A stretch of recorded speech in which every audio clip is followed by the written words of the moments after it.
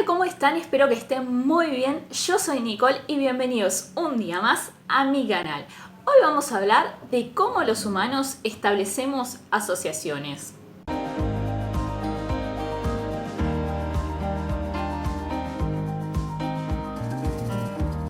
Para empezar, lo primero que vamos a tratar es el tema del condicionamiento clásico, y en este tema hay dos experimentos muy famosos. Por un lado, el experimento con perros de Pavlov y otro del que ya hemos hablado y vamos a volver a hablar, que es el del Watson con un bebé de 6-8 meses más o menos.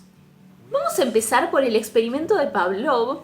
Pavlov se empieza a preguntar cómo los perros van asociando, estableciendo relaciones, por ejemplo, cuando escuchan los pasos de los investigadores que les van a dar comida. Entonces se había estudiado, ¿no?, que los perros ante la presentación de comida empiezan a salivar y que esto no es algo aprendido, sino que es algo biológico.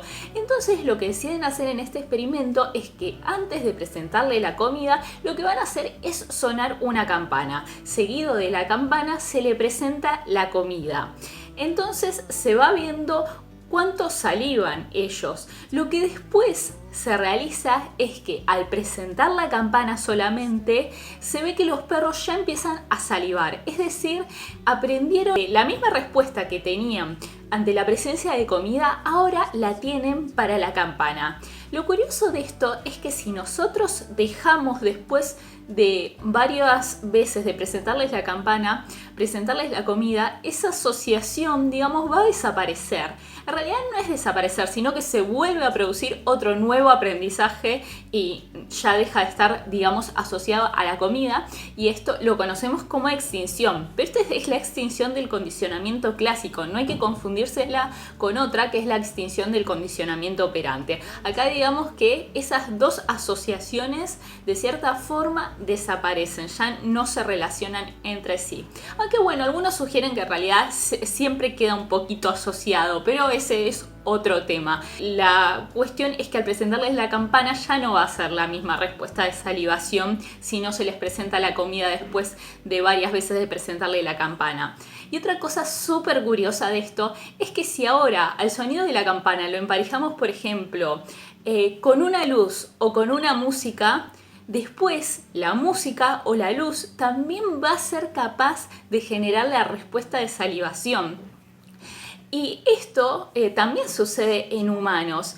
Es decir, en diversas situaciones es muy probable que cuando escuchemos el ruido de un paquete de comida, de galletitas, eso, empecemos a salivar. O por ahí cuando nos llaman a comer, es muy probable que los humanos también empecemos a salivar, incluso sin darnos cuenta. Muchas veces no somos conscientes de este proceso de asociación, porque la verdad es que lo tenemos a lo largo de toda la vida desde que somos muy chiquitos. Entonces sería muy difícil si fuéramos conscientes de cada asociación que hemos establecido. De alguna nos podemos dar cuenta, de otras ya las hacemos naturalmente, pero la realidad es que la mayoría de nuestro aprendizaje, gran parte de él, es parte del condicionamiento clásico. Ahora bien, vamos a pasar al segundo experimento, porque vamos a ver también cómo se da esto en humanos, porque ahora, bueno, este es un experimento con perros. Este es en humanos, que es un poco más cruel, que ya lo he dicho, que no es ético y no se volvería a repetir, pero ya ha quedado en la historia y ahora tenemos que estudiar lo que se ha realizado. Y es la cuestión del pequeño Albert, tema que ya he tratado, y que es un bebé al que le empiezan a presentar una rata, primero para asegurarse de que no tuviera ningún miedo, y ven que no, o sea, se relaciona perfectamente con la rata, no hay ningún problema. Pero ¿qué hacen ahora? Le van a presentar la rata junto a un ruido muy fuerte. O sea, cada vez que le presentan la rata hacen un ruido que es muy fuerte, y el ruido es una, digamos, de las cuestiones también innatas que solemos tenerle miedo, que no es algo en realidad aprendido, los ruidos fuertes. Entonces, ¿qué pasa? Que cada vez que le presentan la rata, le presentan junto al ruido, y el bebé después le empieza a tener miedo a esa rata, que al principio tenía perfecta relación, empieza a crear una fobia.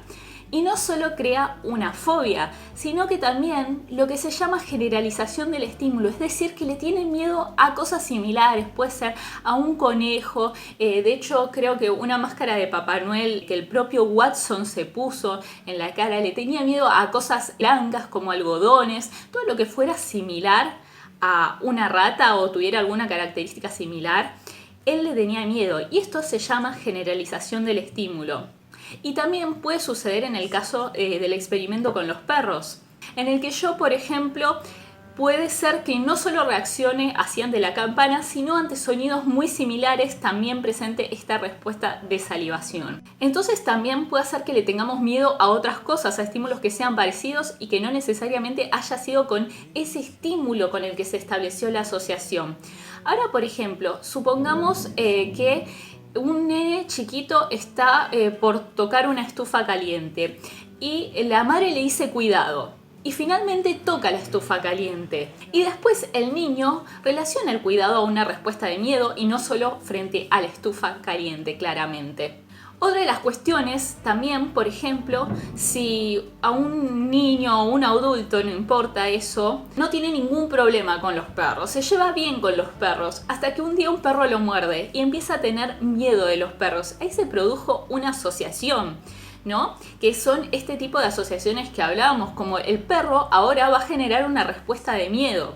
Pero, ¿cuál es la cuestión acá? Que estas asociaciones no siempre generan respuestas que sean en realidad malas. De hecho, la mayoría de las veces generan respuestas necesarias, pero en algunas ocasiones son las, digamos, que nos generan fobias o que generan fobias en las personas.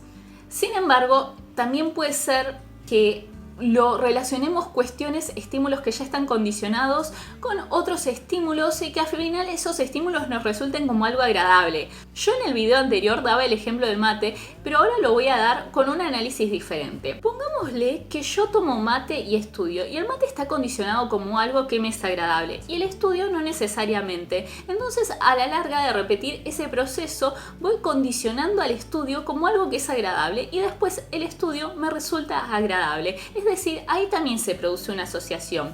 La realidad es que la mayor parte de nuestro aprendizaje es por condicionamiento clásico, con estas relaciones que establecemos. Y por suerte que es así, porque nos da una gran capacidad en todo. Así que bueno, no olvides darle like si te gustó el video, suscribirte a mi canal y nos vemos en un próximo video. ¡Adiós! Like a bird on a tree.